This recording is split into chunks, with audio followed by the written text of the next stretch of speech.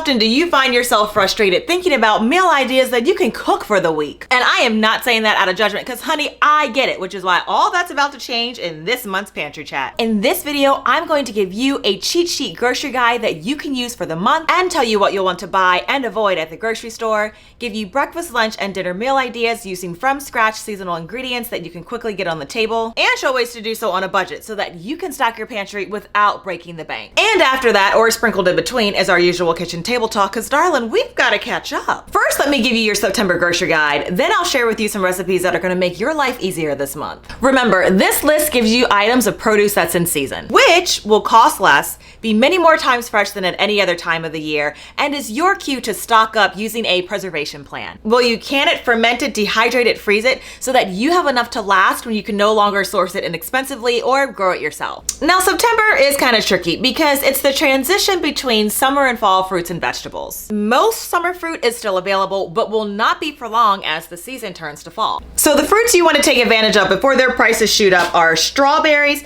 blackberries, peaches, nectarines, plums, figs, grapes, apples, and pears. And you may start to see cranberries and pomegranates pop up this month. For most of us, this is your final call for fresh berries, so get them while you can. Also, look in the description box below because I'm going to include a link for the best and worst apples for apple pie. Summer vegetables start off strong this month, but start to taper off quickly, like your tomatoes, corn, and bell peppers. And as those fade out, fall vegetables start to ramp up. So the vegetables that you want to plan your meals around this month include sweet onions, green beans, cucumbers, summer squash, corn, bell peppers, tomatoes, eggplant, hot peppers, artichokes, peas, sweet potatoes, parsnips, winter squash, Brussels sprouts, and celery root. Now, with that being said, it is time to start stocking your pantry with apple sauce, apple butter, apple pie filling, and the list goes on. But let's start with applesauce because I have hacked a fast, low prep recipe that you can easily get on your shelf. And I would have you to know that applesauce is more than an emergency toddler snack or condiment. I'm not sure why it's an underrated ingredient because it can be substituted for butter, oil, and egg yolk,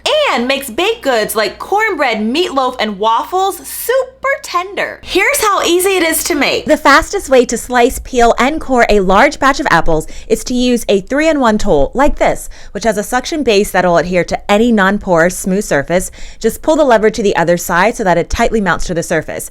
It's got a great grip. Okay, instead of the peeler facing you, I'm gonna turn it around so that it faces me. Here are a few red delicious apples I picked up for a small batch that I could cook and can while I do some other meal prep.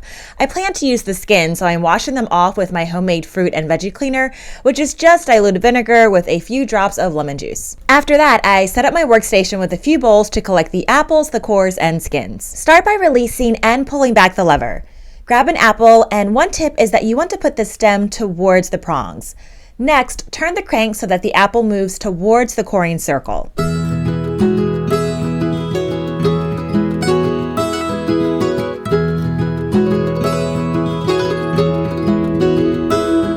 Once the apple is through the coring circle, simply remove your spiral cut apple. And you can just cut down the middle if you wanted to create slices. Lastly, collect the skin that was peeled off and the core from your apple peeler, and you're ready for your next apple.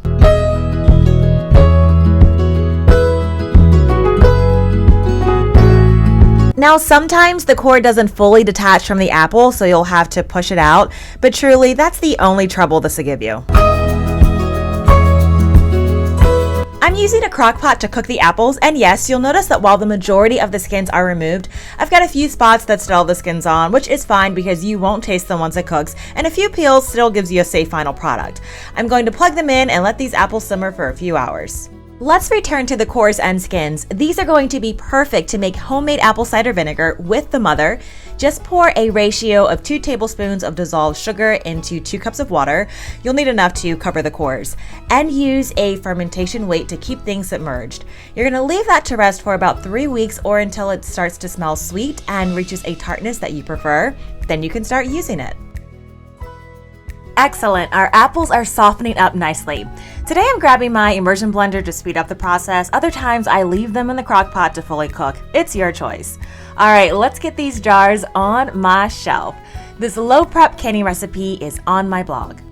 If you were already here for June and July's pantry chats, then you know that I have been canning corn like crazy. Honey, I love fresh summer corn the way that Jess from Roots and Refuge loves tomatoes. I mean, once you've had a jar of home canned corn, the store stuff just falls flat. Now, each week I've been able to can about 8 to 10 jars, so my stockpile is pretty decent. If you're interested in learning how easy it is to can corn, I'll link last month's pantry chat, but here's a recipe with corn that you can make tonight. Corn season peaks this month, giving me a few final weeks to stock and enjoy fresh summer corn. After excessive heat for most of August, the air is delightfully cool and fresh as we start September, which is perfect timing to enjoy corn soup. Now remember to save those cobs to make stock. I like to toss them into my roaster along with some chicken broth and some whole milk, heavy cream. Then I'll give things a good stir and let those flavors simmer as I fix the other parts of the recipe. Y'all know I love my fridge baskets, which is an easy way for me to prep and group all of the ingredients I'll need for the different recipes that I'll cook throughout the week. Having bins that I keep in the fridge so that I'm not rummaging all over the place is a time saver and helps me use what I have. Alright, so I've got some bacon, baby carrots, a few stalks of celery, petite potatoes, and some diced ham that I defrosted from the freezer. In a heavy bottom pot, I like to start off melting some butter and bacon, which will provide a base of savory, smoky flavor for the ingredients that we'll add. Y'all, I am very much eyeballing and taste testing this recipe as I go because the amounts I'm using are driven by the produce that I'm trying to use up, but the technique is always the same. I remove the bacon, then tossed in my diced ham to brown it up a bit. Now, normally I just spoon in some bacon lard, but I am out and I need to render some this weekend. All right, let's toss the roughly chopped celery into the pan along with some carrots and onion. I have just a few baby potatoes. These are Yukon Gold, which are excellent for adding creaminess to soups. And now our crowning ingredient, our fresh summer corn. Y'all, I probably ate at least a cup of the kernels raw. This corn was so good. I'm pouring the stock from the roaster pan and adding some seasonings like pepper, a bit of salt, and cayenne.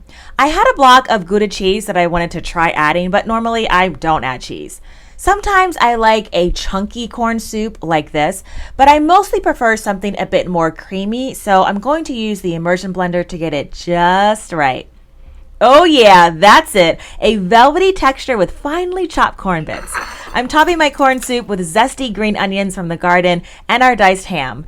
This creamy soup is perfect for dunking bread, so I'm adding a slice to it. Ah yes, this is so good. Remember how I told you to dehydrate your cobs so that you could use them as kindling a few months back? I was 100% serious about that. Now that the heat is starting to subside, it's time to use what I've stashed away these past few months. These are a few of the cobs that I've saved and dried for our bonfires. They come out nice and crisp. I also like to dry out the husks, bundle them, and use them for kindling. Why toss it when you can use it? Tonight, Trey and I are joining our neighbors, Kevin and Monica, for a bonfire, and this will be perfect. Now, do you remember in May's pantry chat where I told you to take advantage of the Easter clearance sales that you're gonna find on chocolate? Yup, every year I buy the reduced for sale chocolate, take it out of its wrapper, and then I melt it down and portion it out into cupcake trays. And this year we found like the Russell Stover's brand. That chocolate is 75% off. Nothing is wrong with it. It's just like the Easter packaging that they put it into, or like, you know, the box decor. And I do that because it gives me my own baking or eating chocolate at a fraction of the cost. And it especially comes in handy when we want to make s'mores. Let me find one of those bags. Oh yeah, here it is. Y'all, these chocolates cost me pennies on the dollar to make, so I don't have to buy candy bars at whatever the going rate is now. I also grabbed our s'more maker. This one allows you to make 3 at once, but I also snagged this s'more maker that also cooks 3 at a time at the thrift store earlier this spring for just $3.49. And here's my summer goodie box, which I keep stocked with summertime treats that we enjoy.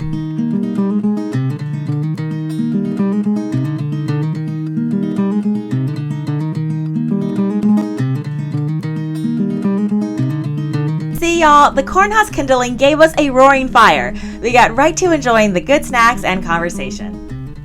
Oh my gosh, that's so much chocolate. so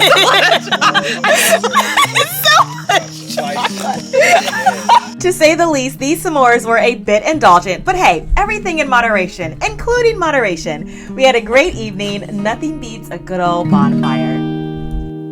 If this is our first time meeting, hi, I'm Cassandra from the blog becomingafarmgirl.com. I'm here to help you start canning and preserving your own ingredients right at home and share ways to use your home canned pantry and meals your family will love. If you've got kiddos or grandbabies, they likely just started back to school in late August or September. I'm an educator too, and the kiddos are back, and colds and flus never waste any time. One of the best all-natural remedies that you can make to strengthen your immunity and to deter or shorten cold and flu symptoms is to make fire cider. Fire cider is all the antis. It's antiviral, antifungal, antibacterial, and it's also a great decongestant. Around our house and for most folks, you take it like a shot. And yes, it will make your lips pucker, and often is followed by a little woo! But because it works so well and it's cheap, you do it. Look, I'm not an herbalist, and this is folk medicine. I mean, I'm already inclined to natural remedies, but the fact that my two southern stubborn boys, my husband and my dad, are convinced of its effectiveness means that we will always keep fire cider around. The basic recipe combines horseradish with root vegetables like ginger, onions, and garlic. Those ingredients marinate in apple cider vinegar, and then hot peppers added to make it fiery. So then after it steeps for about a month, you remove the solids and then you stir in some raw honey. This is some that I just picked up from a local seller. Then I store the liquid in bottles that I keep in the fridge. I'm usually good about taking 2 spoonfuls at night before I go to bed. And then my husband, who's a Navy chief and has chief initiation season this time of year, it's like mid-August through late September, and is working overtime doing all of that, takes it too. There are a few base ingredients that you'll need to make fire cider. First up are onions, and you can use red, yellow, or white. Next are jalapenos, garlic, and whole cloves or diced both work, turmeric root, horseradish root, lemons, and ginger. Next, grab a clean jar large enough to hold the quantity of the ingredients we'll chop up. I like to start by slicing the onions and layering them on the bottom. Then you'll pretty much layer the remaining base ingredients you'll see me adding with the skins and seeds. Now, don't get hung up on the amounts. Use what you have, because fire cider isn't an exact recipe. It's a vinegar infusion. You're going to remove the solids in a few weeks, which is why if I don't have an ingredient on hand when I initially make it, I don't stress. I add that ingredient a week or 2 or sometimes 3 weeks later, because this infusion needs to sit and steep in the vinegar for quite some time to reach full potency.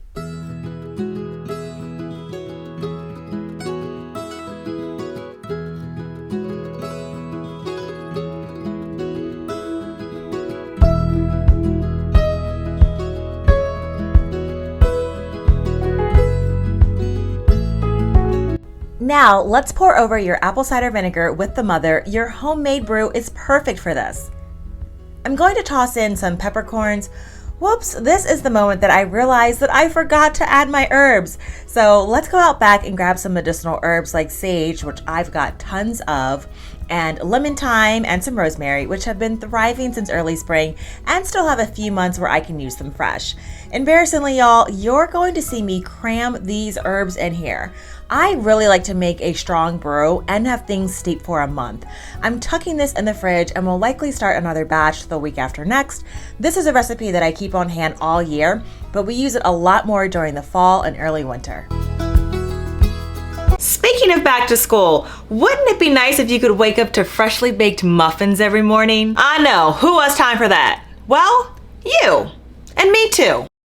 That's because I've got a recipe that breaks all the rules when it comes to baking muffins. Because if you're anything like me, my mornings need to be quick and uncomplicated. I promise that you are going to love making fridge brand muffins that last for 6 weeks in the fridge, and the batter can be baked on demand. Yep, you heard that right. 6 weeks. Talk about advanced meal prep. Nobody needs to know that you've got batter on demand and all you have to do is switch up the toppings. But seriously, I love these muffins because they do 3 things. The first is that they keep me full, because other than oatmeal, things like boxed cereal or yogurt, they don't stick to my ribs and I'll be rummaging through my lunch by 10 o'clock. 2, they taste really good. The bran and the little bit of sugar that we use lends a subtle sweetness. 3, if it's that kind of morning and I've got to eat on the go on the way to work with my coffee tumbler in one hand and my breakfast in the other, this recipe lets me do that. In a large bowl, combine 2 eggs,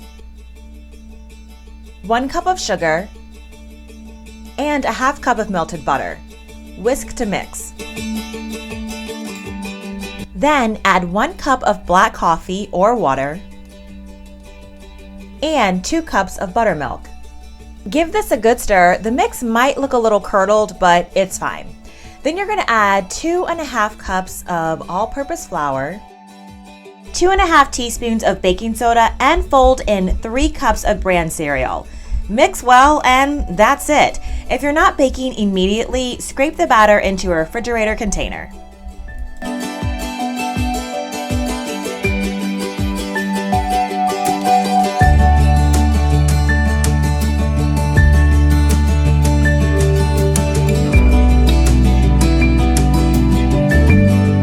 Whenever you're ready to bake a few, heat the oven to 375 and give the batter a gentle stir to mix because it will thicken up on you, but again, it's fine, I promise.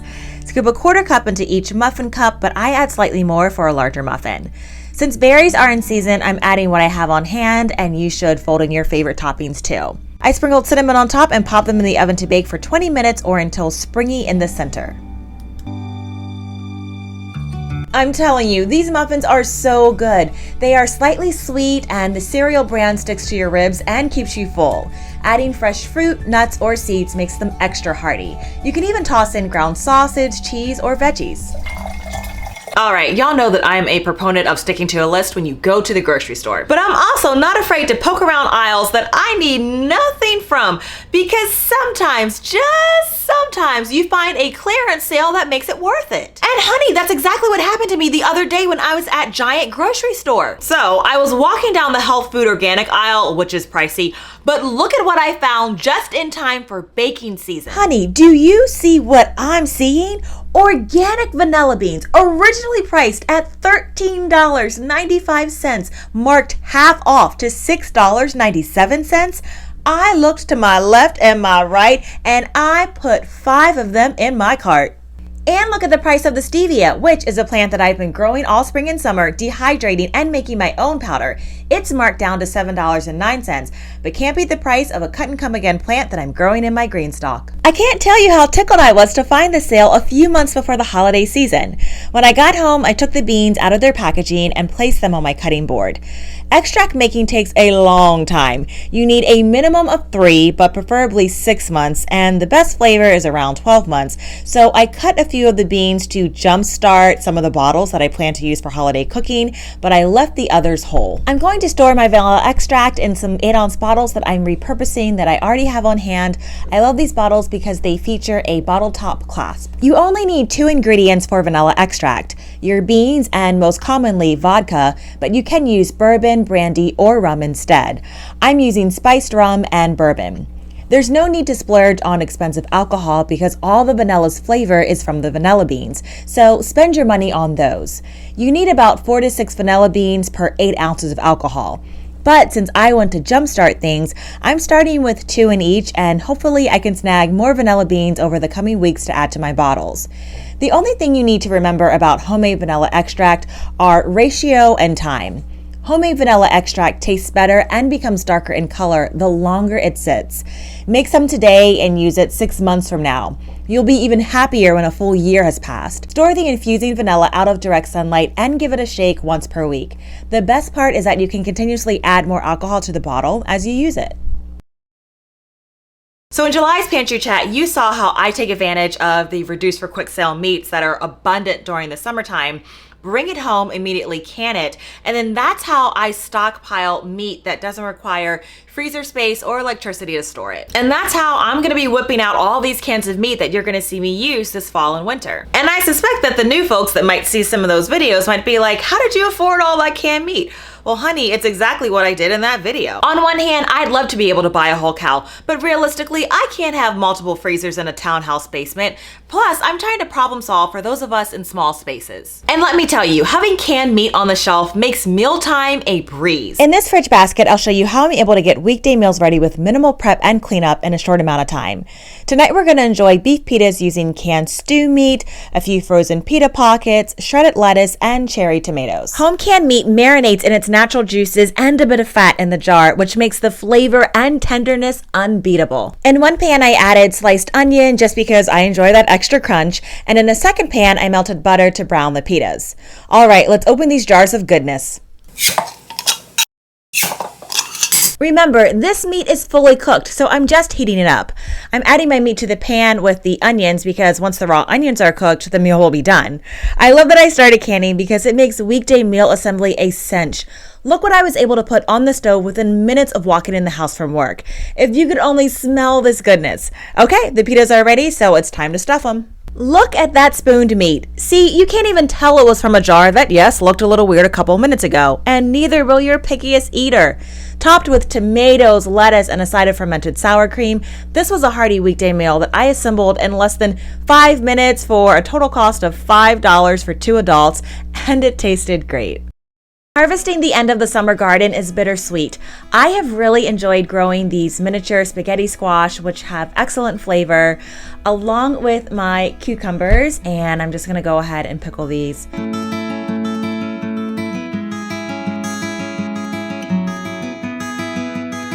Y'all, look at all of this eggplant, which is a fruit that I didn't even start eating until I started growing it. I've grown dozens of them this summer, and while they do grow a tad larger, I really need to get my fall garden in. The satisfaction that even in a small space you can learn to grow food, how to care for crops from seed to harvest, and experience peak freshness from herbs, fruits, and veggies right outside your door makes a potted or even a vertical garden just as special as a larger one. Okay, so I have got to update you on my birds. Well, not technically my birds, but last month I shared that I've been learning how to keep and raise quail and chickens and process them when I went out on a limb and I contacted the seller at my local farmer's market who sells her quail's eggs there. I've been going over to Crystal's half-acre property twice a week since the spring, and man, have I learned a lot. Well, y'all, this volunteer got a promotion. She asked me how I would feel about keeping her birds for a week while she and her family went to Ocean City, and I just felt honored that she felt comfortable enough to even ask me. Of course I said yes. When I showed you the chickens last month, here's a look at my quail chores. My first chore of the day was to move the quail to fresh grass, so I just took this predator-proof mobile coop and scooted it a few feet forward. There are about 25 birds in this coop. I retrieved a few eggs and made sure that their food and water was stocked. These Coturnix quail are about 11 weeks old. Next, I checked on the chickens. These girls are about 7 weeks old, but it seems like only yesterday I was holding them in the palm of my hand.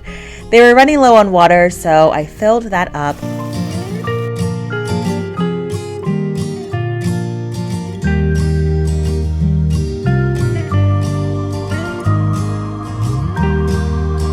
Then I moved over to the grown-up girls, which are Rhode Island Reds. When I get my chickens, I know this is the feeder that I want to get. It holds 11 pounds of food, provides a protected way to feed your chickens so that they can get food whenever they're hungry just by stepping on this slip-proof treadle pattern that opens and shuts the lid, keeping mice, squirrels, and other rodents out. Crystal sells quail eggs at several farmers markets in our city, and here's where she houses the main birds. I'm going to grab the wheelbarrow because the first order of business is to dump the quail litter trays. So I take the wheelbarrow and position it close to the exterior door.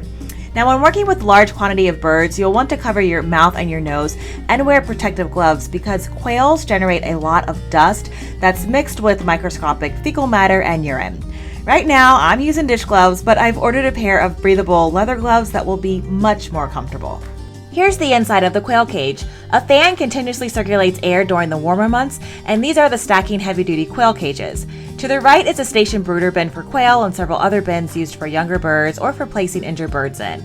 The opposite wall houses the bird feed and pine shavings. There are about 200 birds in here, and these are the litter trays that I'll be dumping and laying fresh pine shavings on. This eye-catching blue-green egg is from a celadon quail, which we have a few of. Crystal packs 2 of these eggs in each of the cartons she gives her customers.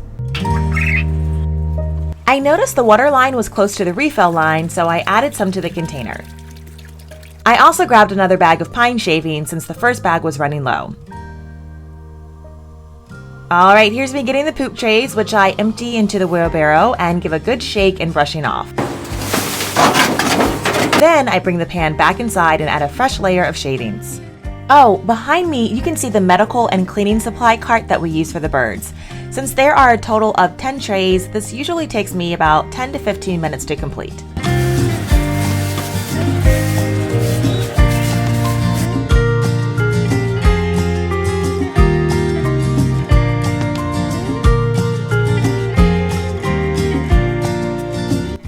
Next, I refill their food, which looks like this.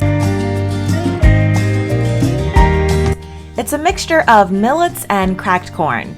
Now when you place the feeder tray back on, you've got to be careful to not accidentally catch their beaks, feet, or head.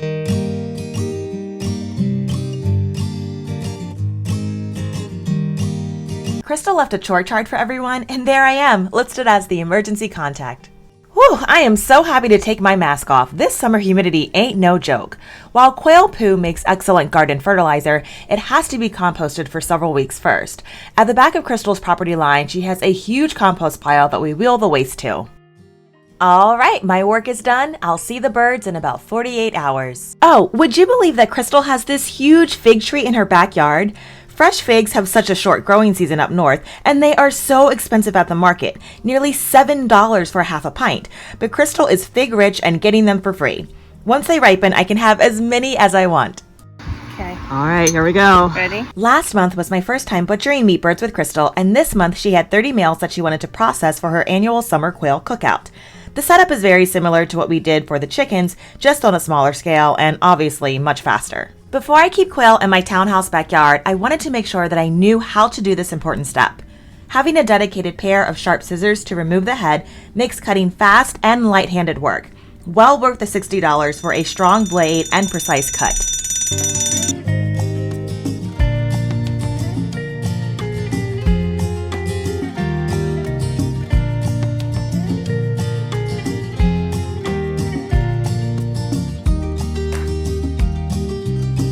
It takes about a minute for the bird to bleed out, and remember, after the head is removed, the bird has passed. The jerking, twitching, and flapping are just nerve centers responding. Crystal and I were working with about 4 to 6 birds at a time, so she'd do 2 to 3, I do 2 to 3, and then we take them through the rest of the process. After that's done, you'll grab the quail by the feet and dip it in hot water, swirling and bobbing it up and down so that the water gets to the skin for roughly 30 to 45 seconds. Once a feather comes off easily, you'll place it in the quail plucker to remove the feathers. Using a quail plucker keeps the skin on so that you'll have that crunchy, fatty goodness, but you can also skin it, which easily takes off the feathers along with it. Now here's the part that's tricky. You want to leave them in the plucker long enough to remove the feathers, but not too long so that you rip the skin. I'm getting used to the feel of it.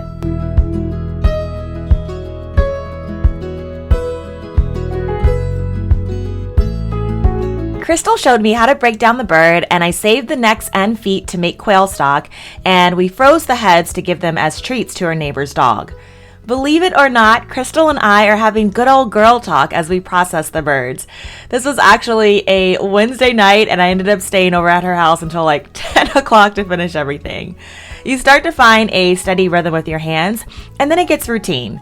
I still pinch myself that after buying her eggs at the farmer's market for almost 2 years, that I actually know her, and not just as a local vendor, but as my friend. Now, I had never tasted quail at this point, so I was very excited for the quail cookout. And the way that Crystal described the taste is spot on. It is very similar to duck because quail are mostly dark meat, but less fatty. Now, I'm still very much a beginner butcher, but learning this skill has only given me more resolve to learn about bird anatomy, and I need to get a good pair of shears and knives since we're doing another round of quail and turkeys in just a few weeks. Alright, so here's the bag of parts that I'll use to make broth. It's mostly feet, spines, and wings, which don't have any meat on them, but the skin will add collagen and texture to the broth. It won't be the largest amount of broth, but let me tell you, knowing that I've helped care for these birds since they were chicks, and that I can add fresh herbs from my garden to season things up, made my first pot of quail stock very special. Take a look at this deliciousness, which is the quail meat we harvested a few nights ago. How many birds? 20. No, it was 30 altogether, right? 30 altogether. All right, and Crystal, what is this recipe that we have here? This is a Vietnamese style quail. And you're infamous for this. Like the way that people are raving about it, I cannot wait to try it. Doesn't that look amazing? Does it look good? Yes. Oh my gosh. Yeah. Holding on to this almost 9-pound chicken, I still can't believe I butchered this bird. Crystal gave me a recipe idea that I never heard before, which was to make engagement chicken. It had a simple ingredient list that I already had on hand, so I was convinced. I grease my pan with some bacon lard, then season the inside of the bird with salt and pepper. After that, you slice a bit of lemon and stuff that, along with a bit of minced garlic in there too. Next, you'll take olive oil and brush the bird's skin, then sprinkle a mixture of salt and pepper all over.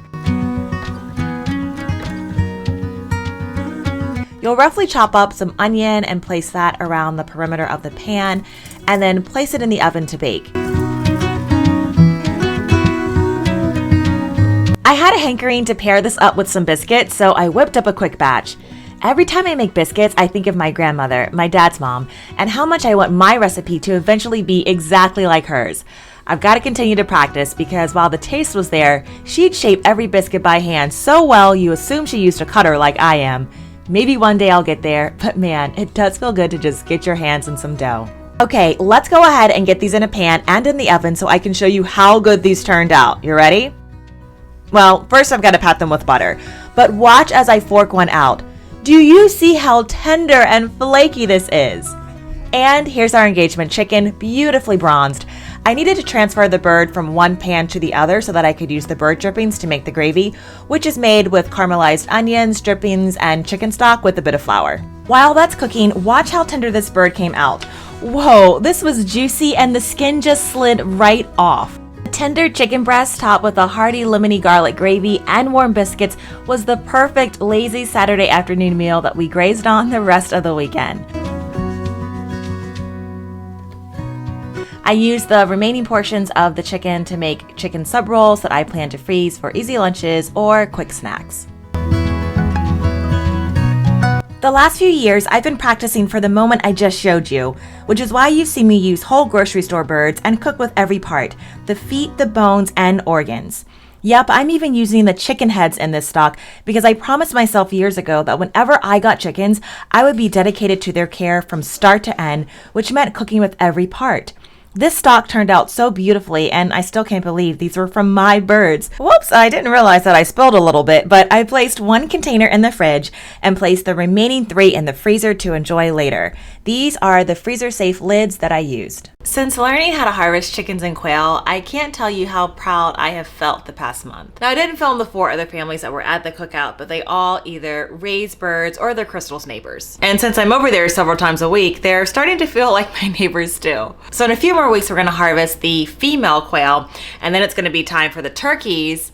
And you know what? They've officially adopted me into the bird tribe. All right, so we've got to talk about the fact that I know a couple of y'all have noticed this new appliance behind me. I think this summer our appliances are starting to revolt because 2 months ago it was our basement freezer. 2 weeks ago it was the fridge. And then a little bit before that it was our truck. I mean, I have to laugh about it or I'm gonna cry. Originally I was trying to hang on to it, but my husband said that by the time we scheduled a maintenance call, paid for that, figured out the part that we needed, and they came back, that we might as well just go to a scratch and dent place and get our stainless steel refrigerator, because one thing we're trying to do is just slowly replace items, especially in our kitchen, to stainless steel over the next couple of years that we're in our townhouse before we sell it. Refrigerators these days are really high tech, but we didn't want any of that. I didn't want anything that had like a water dispenser on the front or all of these little like programmable buttons. I just need a fridge to keep things cold. And I know that the resale value, you know, in your kitchen is when you have stainless steel appliances.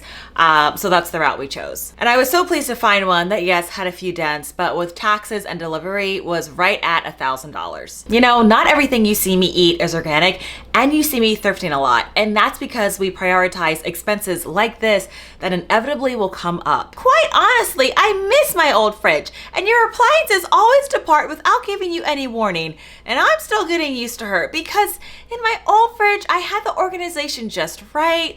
And this one is so big, and you know, I know what we need to buy. And so it's not like I'm trying to fill this, you know, like crazy, but yeah,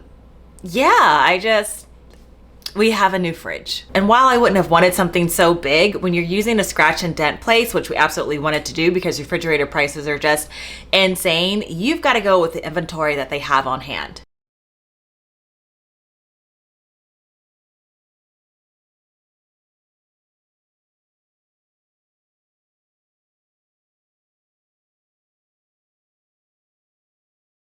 But y'all, y'all, my mom was back in town for a few days and I didn't tell her that we got a new fridge. And some of y'all remember her reaction to my new freezer a few months ago. Well, when I picked her up from BWI, sometimes we go to this little restaurant that's close by for seafood, and listen to what she said before she knew we got the new fridge. So we're boxing up some of our leftovers. I got some shrimp and grits, and Mom is talking about, she was like, I wanted the smaller containers because your fridge is so small.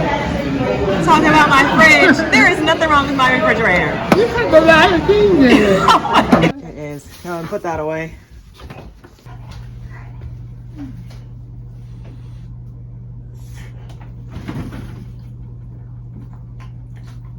Yeah. I was wondering. I was looking. Wow. See, that's why I had to record you talking about my fridge. There's plenty of room in that one, huh? Mom, I've got to catch your face on this one. Last Saturday, look here. Last Saturday, the refrigerator went out. It did? Yes! All my appliances they're pooping on me. So yeah, we replaced this one. And actually we went to the scratch and dent store. Mm-hmm. And yeah, but I mean, goodness, the deal that we found on that couldn't be beat versus what they want you to pay at, Sears and stuff. Yeah, so yeah. That's only white. Yeah, white and smaller. Yeah. I like this. While I talk a lot about the ways that we're preparing for a small homestead one day, the truth is that I don't know when that day will be. It's not earlier than 4 years when my husband retires from the Navy, and by then we would have been in our townhouse for 10 years. That's a long time where memories are being made and time is moving by. So that's why you see me working with what I've got, because I know that we're gonna be here for a while. But one of the things that I hope to have on our homestead property is a front porch, and one that ideally isn't staring into a parking lot. But I also feel fortunate that of all the townhouses here, they're like in groups of 4, and there's only one out of the 4 that has a front porch, and we have one that does. And so I said to myself, you know what? I'm going to make this the best front porch oasis that I can. And so actually last summer when our truck was working, I thrifted a white rocking porch set that I found on Facebook Marketplace and hauled it home. We've enjoyed our porch rockers so much. I love enjoying weekend breakfast on or sit with my cup of coffee even for just a few minutes on weekday mornings. And then y'all, this is just a little dreamer in me. I think, maybe we'll actually have like a ceiling fan when we're out there, but we're not making all those changes. So I just got some fans, some battery operated fans that I found from Aldi, and one faces me, one faces my husband, and it's, the fans are out there and it's blowing and it feels really nice, and I have a little flag of my dog that's out there and a little plant, and I've really created a space that we enjoy going to. And every time I either come home or we enjoy that early in the morning or on the weekend mornings, I still know that the satisfaction that I'm getting now is going to be virtually the same as when I have a front porch. And so I just that isn't facing, a parking lot. But then again, it's like I live in a cul-de-sac, so it's mostly like the neighbors that I know that are walking by, or sometimes like from the other communities further down that are walking by. And I really encourage you to just, whatever you have right now, however you can recreate it, either on a budget, or maybe it's not like the ideal that you want, but maybe start to have some type of prototype that you can get some enjoyment from, because like the journey and my life is happening right now, and I'm not going to, even though I have this dream that I'm pursuing, there's a lot that can be enjoyed and experienced even as you're waiting for that to happen, because my life is happening now, right? And so is yours. In terms of summer travel, my husband and I made a quick day trip to Gettysburg, Pennsylvania. And while we explored the national parks and hiking trails, this time we enjoyed an overnight at a bed and breakfast.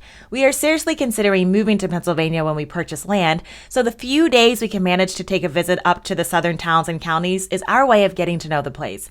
Of course, I packed a meal, but between that and the bed and breakfast meal, we had a relaxing stay and enjoyed touring downtown.